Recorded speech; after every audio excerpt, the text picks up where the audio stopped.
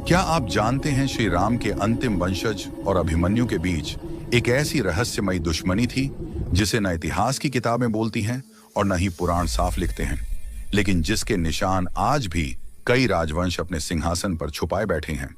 कहानी शुरू होती है त्रेता और द्वापर, दो युगों के उस गुप्त कनेक्शन से जिसे सदियों तक किसी ने एक साथ जोड़कर नहीं देखा।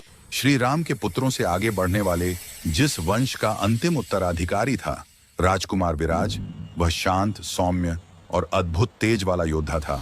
कहा जाता है उसकी आंखों में वही चमक थी जो कभी राम के तीरों में होती थी।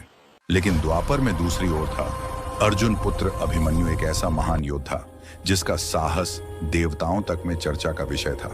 पर उसकी सबसे विचित्र बात थी उसका बार बार आने वाला एक ही सपना, एक युवा योद्धा जिसकी कलाई पर सूर्य वंश का चिन्ह चमकता था और जो क्रोध में उसे युद्ध की चुनौती देता था।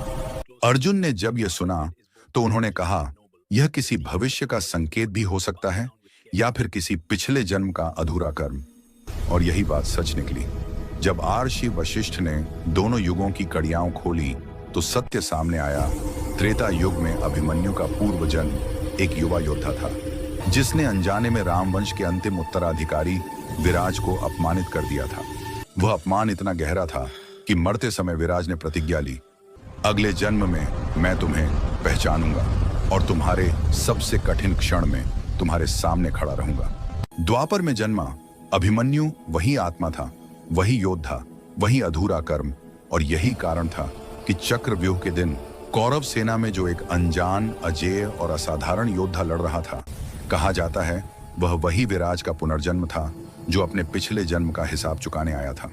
इसी कारण अभिमन्यु का अंतिम युद्ध सिर्फ कौरवों से लड़ाई नहीं था, बल्कि दो युगों के बीच चल रही उस अदृश्य प्रतिशोध कथा का आखिरी अध्याय था।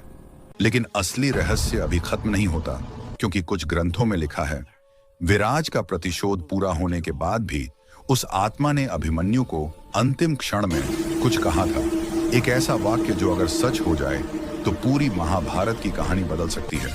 और वह वाक्य आज तक किसी को पता नहीं चल पाया। अगर आप भी ऐसी गहराई वाली पौराणिक सच्चाइयां जानना चाहते हैं तो हमारे चैनल से जुड़े रहिए, क्योंकि असली कहानी अभी बाकी है।